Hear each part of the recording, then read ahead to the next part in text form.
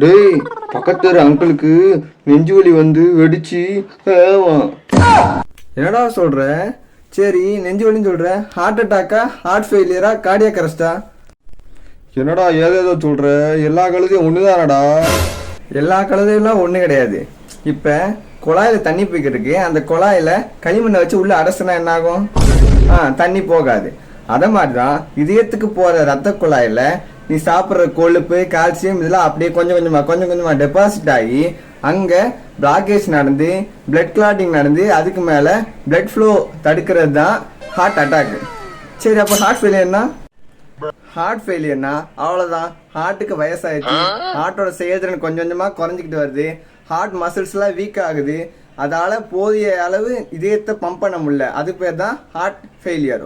Cardiac அரெஸ்ட்னா எந்த ஒரு அறிகுறியுமே இல்லாமல் திடீர்னு இதயம் நிற்கிறது தான் கார்டியாக் அரெஸ்ட் சொல்லுவோம். இந்த நேரத்தில் அவங்களுக்கு சிபிஆர் எமர்ஜென்சியாக தேவைப்படுது. சரி, இந்த மூணுல எது வந்து ஒரு செத்தான்னு எப்படி கண்டுபிடிக்கிறது? போ, அவங்க வீட்டில் போய் கேளு, ரிப்போர்ட் வாங்கி பாரு. ஏன் அந்த மாமி என்னை விளக்க மாதிரி அடிக்கிறதுக்கா?